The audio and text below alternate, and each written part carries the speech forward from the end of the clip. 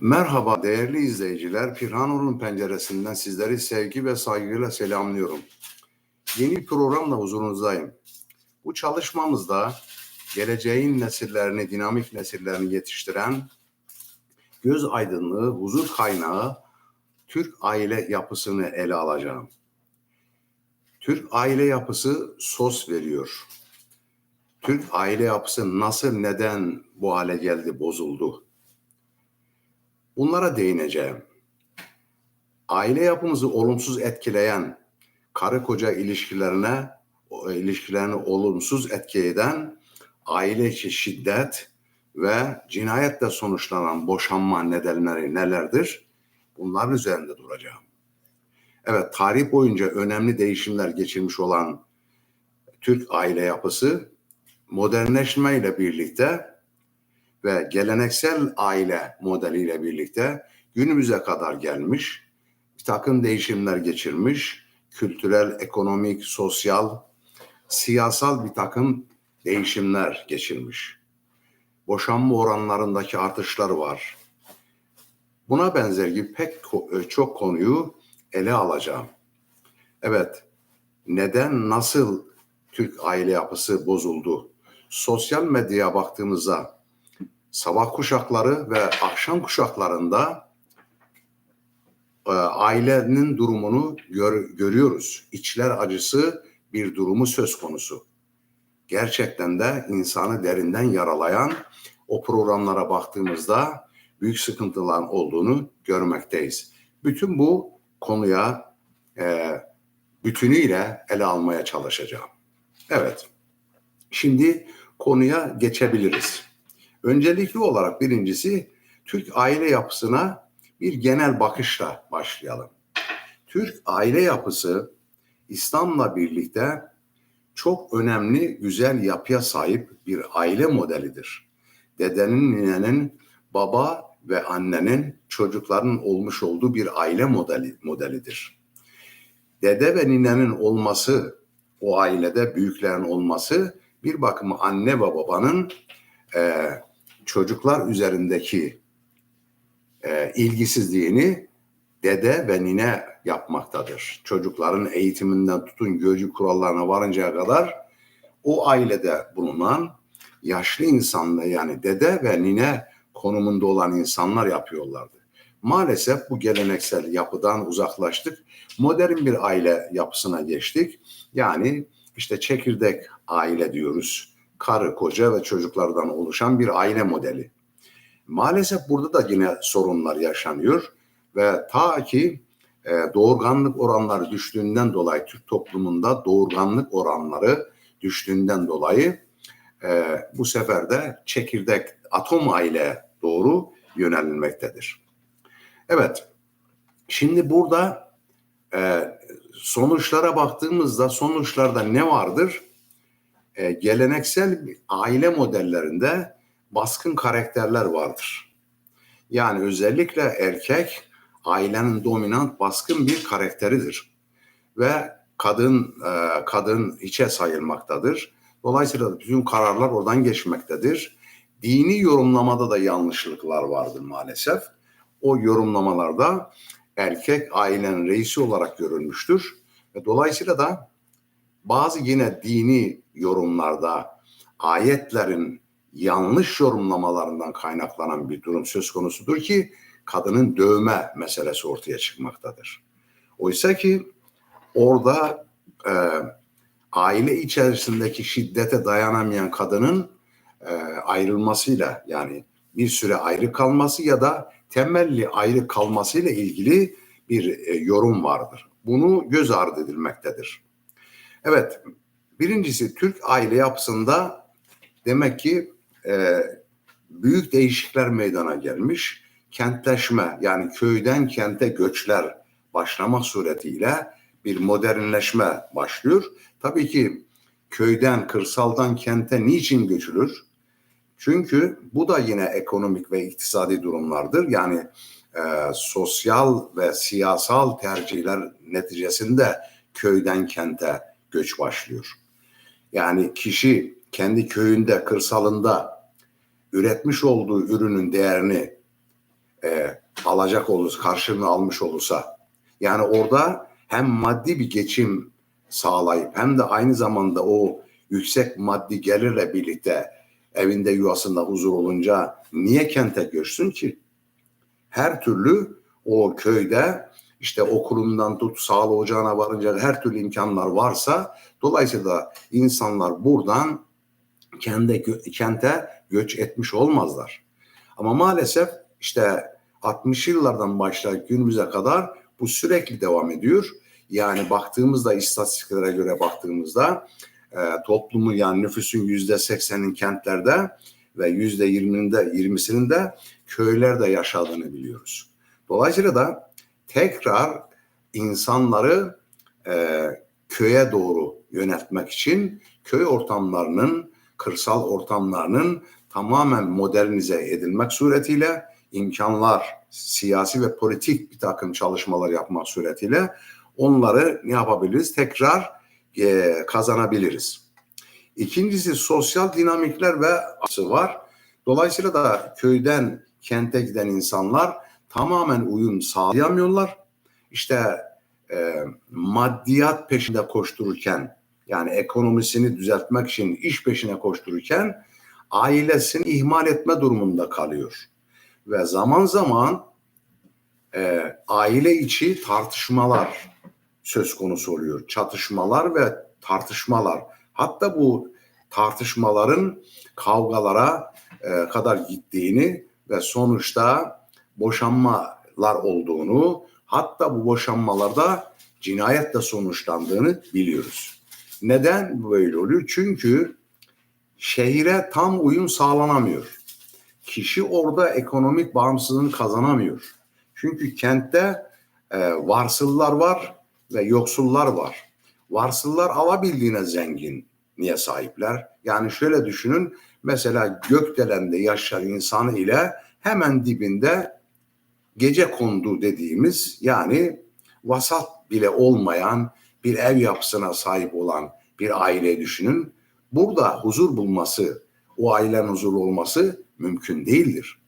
Demek ki burada bir çarpıklık var. Öncelikli olarak siyasilerin bu çarpıklığı gidermesi lazım. Yani orada gelir dağılımda eşit ve adil bir dağılım olması lazım ki oradaki aileler de kendi ekonomik seviyelerini yükselsinler ve böylece yaşam standartlarında yükseltmiş olsunlar. Demek ki sosyal ve dinamikler etki edebiliyor aile yuvasının bozulmasına yahut da olumsuz bir şekilde etkilenmesine sebebiyet veriyor. Modernleşme aynı zamanda geleneksel aile yapısıyla bir çatışma yaşar. Yani bir tarafta modern bir aile, bir tarafta da diyelim ki işte geleneksel bir aileyi düşünün. Burada da kültürel uyumsuzluklar vardır. Bu kültürel uyumsuzluklar da aile içi huzursuzluğa sebebiyet verir. Çünkü yanı başındaki varsıl olan modern bir aileyi düşünün. Onun ulaşmış olduğu imkanlar vardır.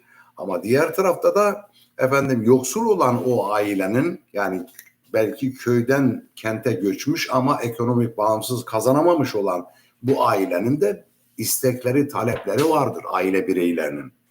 Karşılanmayınca ne yapar? Yine aile içi tartışmalara sebebiyet verir ve bu tartışmalar ta ki kavgalara ve ayrılmalarda sebebiyet verebilir. Diğer bir husus ise aile içi iletişim değişiklikleri. Şimdi eskiden geleneksel bir aile yapımız vardı ve herkes bir aradaydılar. Dolayısıyla da iletişim kurulabiliyordu. Yani diyaloglu bir ortam vardı. Bir arada bir sofranın başında oturuluyordu ve orada insanlar konuşabiliyorlar, dertleşebiliyorlar, dertlerini, sorunlarını paylaşabiliyorlardı. Ama günümüzde teknoloji de ileri safhaya başlayınca artık kitle iletişim araçlarda insanların eline, evine kadar girince bu sefer de iletişim kopukluğu meydana geliyor. Hem karı koca arasında hem çocuklar arasında, yani çocukların kendi aralarında, çocukların ebeveynler arasında bir iletişim kopukluğu meydana geliyor. Bu da tabii ki yine o aile yapısını olumsuz etkileyen sebeplerden birisidir. Diğer bir husus ise kültürel değişmelerdir. Şimdi köydeki kültür ile kasabadaki kültür ile kentteki kültür bir değildir. Yani birbirine yakınlıkları vardır ama çok da yakın değillerdir.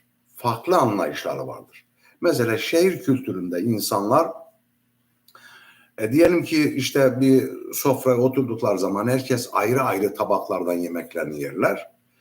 Köylü olan insanlar ise bir tabak içerisinde veya bir sahan içerisinde yemeklerini paylaşırlar. Şimdi bu da çok önemli bir faktördür. Göz ardı edilmemesi gereken faktörlerden birisidir. Dolayısıyla da burada bir kültürel bir ayrım söz konusu.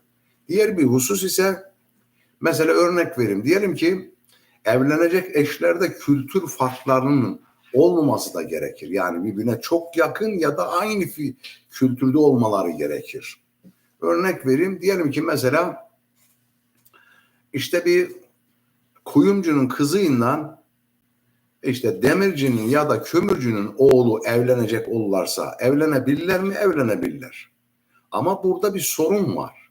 Çünkü kuyumcunun kızı el bebek gül bebek beslenmiş büyümüş. Yani daha modern ortamlarda büyümüş. Ama işte demircinin çocuğu sürekli ispas içerisindedir. Ve her gün gelecekte, her gün yıkanma, her gün temizlik söz konusudur. Bu da ne yapar? Karı koca arasında ilişkilerini azaltabilir. Hatta burada ileriye doğru kavgalara, tartışmalara sebebiyet verir. Onun için de eskiler demişlerdi, dengi dengine olmalıdır. Yani erkek ve kadın birbirine çok denk olmalıdırlar ki yuvalarına mutlu olsunlar. Bu mutluluk çocuklarına da yansısın ve geleceğin nesillerine de yansımış olsun. Evet.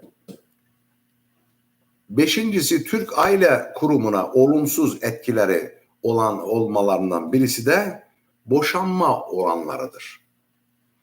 Bu boşanma oranları sürekli ne yapıyor? Televizyonlarda gördüğümüz kadarıyla boşanmalar bir bakıma aile yapısını dağıtıyor. Aynı zamanda ahlaki bir durum da söz konusu. Yani bir bakıyorsunuz ki birisinden mesela nikahlı birisi boşanmadan başka bir erkekle veya başka bir kadınla ilişkide bulunabiliyor. Bunlar doğru değildir. Ahlaki de değildir. Yani tamamen boşanmış olması lazım. Kaldı ki bu boşanmaların da mahkemelerde büyük dosyalar oluşturduğunu ve yük oluşturduğunu da biliyoruz. Onun için de her şeyden önce çok ciddi bir eğitim olması gerekiyor. Yani burada da eğitimsizlik ortaya çıkıyor maalesef. Dolayısıyla da kesinlikle birisinden ilişkini koparmadan başka partnerler bulunması doğru değildir. Burada bir farklı bir duruma da değinmek istiyorum. Mesela evlenmelerde genellikle sıkıntılardan birisi de nedir bu? İşte resmi nikah, dini nikah diye bir ayrım var. Oysa ki nikah birdir. Yani sözleşme, akit bir olur. İki sözleşmede bir akit olmaz. Maalesef imam nikahı deniliyor ki bu dini nikah demektir. Din nikah mı, resmi nikah mı? Resmi nikah yerine geçer. Sözleşmedir, akittir. Dolayısıyla da burada dini nikah yani resmi nikah yapıldıktan sonra artık dini bir merasim, bir dini dua şeklinde de düşünebiliriz. Ama bunun maalesef burada bir ikilem söz konusu ki insanlar bu ikilemi kullanabiliyorlar. Yani resmen boşanmadığı halde dinen bir başka gidiyor nikah yaptırıyor başkasından, yani imam nikah yaptırıyor başkasından hayatını sürdürmeye devam ediyor. Böyle bir çelişik olabilir mi? Evli insanların başka insanlarından yani resmen boşanmadan veya dinen boşanmadan başka bir kişiyle yeni bir nikah yapıp evlenmeleri, yuvalarını sürdürmeleri mümkün değildir, doğru değildir, ahlaki değildir ve dini de değildir. Dolayısıyla da buna da çok dikkat edilmesi lazım gelir. Burada da Diyanet İşleri Başkanlığı Din Yüksek Kurulu'nun mutlaka bu konuya bir çözüm getirmesi gerekir. Maalesef bu istismar ediliyor. Yani resmen birisinden nikahlıyken ondan bağını koparmadan gidiyor başka birisinden dini nikah yaptırıyor. Yani imam nikah yaptırıyor. Dolayısıyla da orada başka bir hayat sürdürmeye çalışıyor. Burada imamlar da çok dikkat etmesi lazım. Yani böyle bir şeye alet olmamaları lazımdır. Evet. Bu da bir sorundur. Büyük sorunlardan, yani Türk aile yapısını olumsuz etkileyen durumlardan birisidir. Diğer bir ise aile içi şiddet.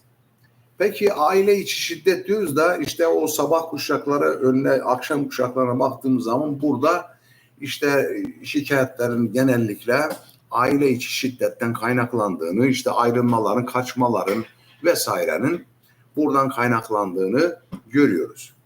Nedir aile içi şiddet? Ya burada bir iletişimsizlik var söz konusu. İki, kadın erkek isteklerin ve taleplerinin karşılanmadığı, ki mesela diyelim ki kadın erkeğinden beklenti içerisindedir. Erkeği bunu ekonomik bir bağımsızlığa sahip olmadığı için karşılamadığından dolayı bu bir ayrılma veya boşanma gerekçesi, hatta boşanma konusunda, yani boşanmayla yüz yüze gelmiş olan insanların da bakıyoruz. Erkek benden boşanamazsın diyor. Ya kardeşim, kadın boşanmak istiyorsa ayrılır. Bu kadar şeydi. Tabii ki bu işi burada getirmemek lazım. Ama ayrılmak istiyorsa ne yapacaksın? Müsaade edeceksin. Ya benimsin ya kara toprağın diye bir sefer de ne yapıyor? Kadını dövmeye, şiddet uygulamaya ve aynı zamanda cinayetle ne yapmış oluyor? Sonuçlanmış oluyor. Evet. Peki bütün bu olumsuzluklara baktık. Yani Türk aile yapısını olumsuz etkileyen, sos veren, yani aile yapısını bozan sebep ve nedenlerin başında dediğimiz gibi sosyal, siyasal, kültürel, ekonomik gibi sebepler vardır. Hatta dini yanlış yorumlama da sebeptir bunların içerisinde. Dolayısıyla da bütün bunların neticesinde ne yapmamız gerekir? Burada çözüm yolu nedir? Çözümler ne olması lazım? Bunun üzerinde biraz durmaya çalışalım. Evet, çözüm yolları nedir? Bir sefer köyden kente göçü önlemek lazım. Kesin. Yani köy ortamını daha iyi şartlar ve koşullar oluşturmak suretiyle hayvancılık ve ziraatçılığı, yani tarıma çok büyük destekler ve fonlar vermek suretiyle köyden kenti göçü önlemek lazım ya da teşvik edip tekrar köy ve kırsala dönüşü sağlamak lazım. Kişi orada mutlu olabileceği bir üretim yaparsa, üretiminin işte piyasa koşulları içerisinde en iyisine satmış olursa ve mutlu bir ekonomik bağımsızlığa ulaşmış olursa ne diye köyden kente gitsin?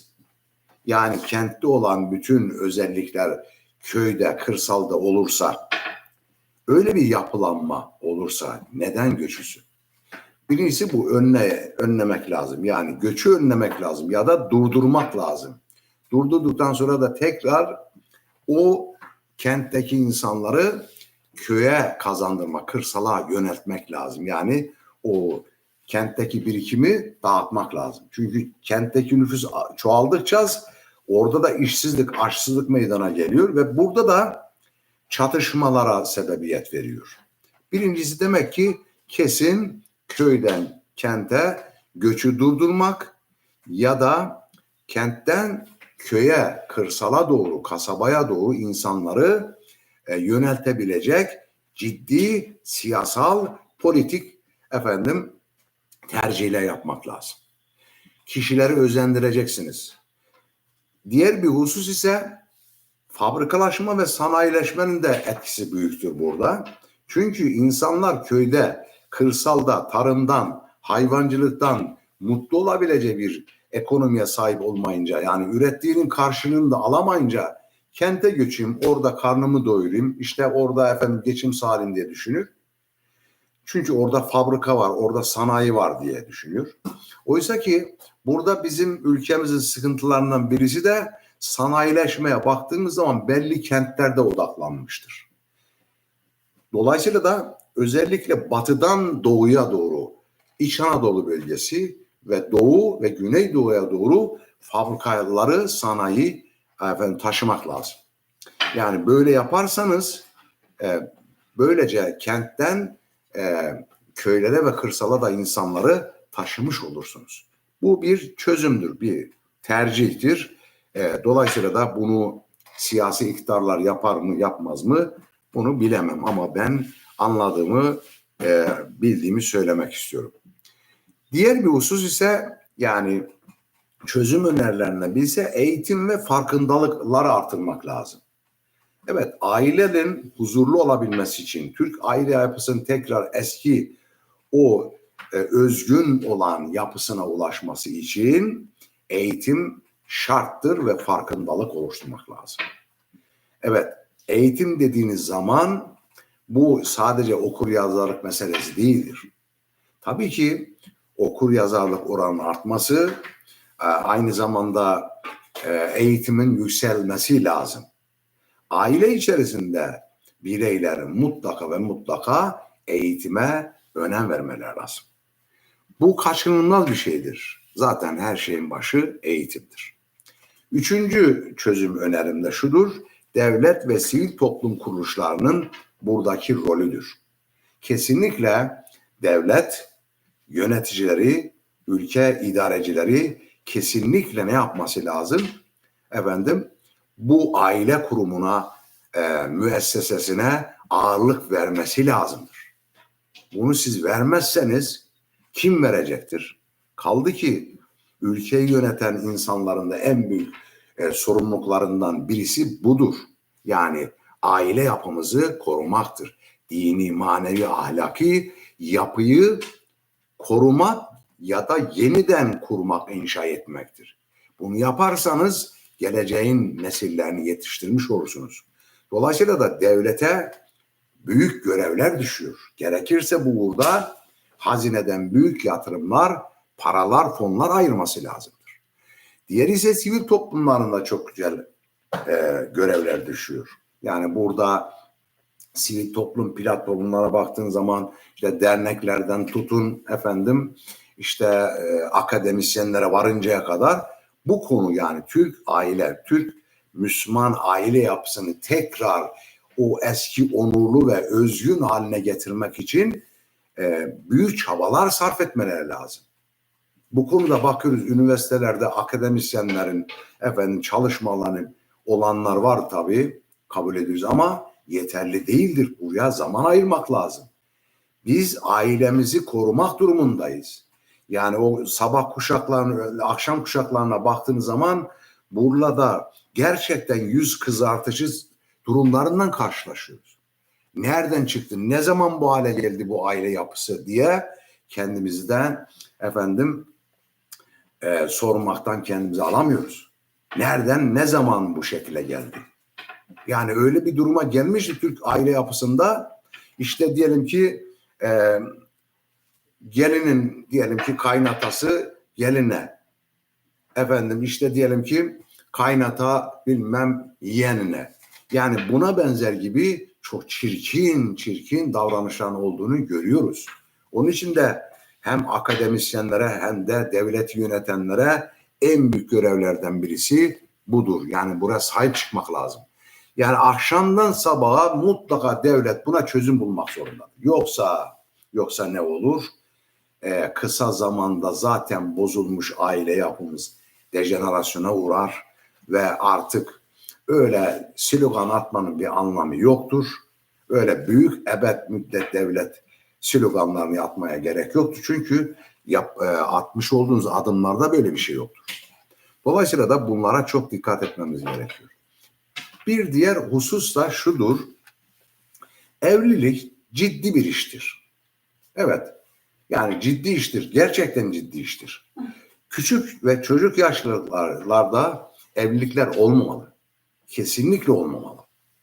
Ya ne yapılması lazım? Olgun mümeyyiz, temiz çağlarında olmalı ve düğün dernekleri de ekonomik yapmalı, iktisatlı yapmalı. Aşırılıklara kaçmamalıyız. Maalesef burada da sıkıntılar yaşanıyor. Ve bu evlilik müessesesi dedi ki zor iştir, sabır işidir. Onun için de 5 tane ben size S formülü söyleyeceğim evlilikte. 1, sevgi. O yuvada, aile müessesesinde sevgi esas olmalıdır. 2, saygı. Bireylerin, fertlerin neyse çocukların, ebeveynin çocuklarına, karı kocanın birbirine saygılı olmalarıdır. 3, sadakat, güven. Güven verici bir yuva olmalıdır. Güven. Yani kadın kocasına, kocası kadının eşine güven verecek ve güvenilir olacaklardır. 3'üncüsü sabırdır. Sabır ister. Öyle eften püften meseleden dolayı işte şunu aldım bunu alamadım bundan dolayı boşanmalara kalkışmamalıdır. Sabır da lazımdır, sebattır. Sebat da lazımdır. Birisi de merhamettir. Yani yuva merhamet üzerine kurulur ve o sevgi ve merhamet üzerine devam ettirilir. Benim şimdi söyleyeceklerim bu kadar. Lütfen yorumlarınızı bekliyorum. Paylaşımlarınızı bekliyorum. Bir başka programda buluşmak üzere. Hoşça kalın değerli kardeşlerim.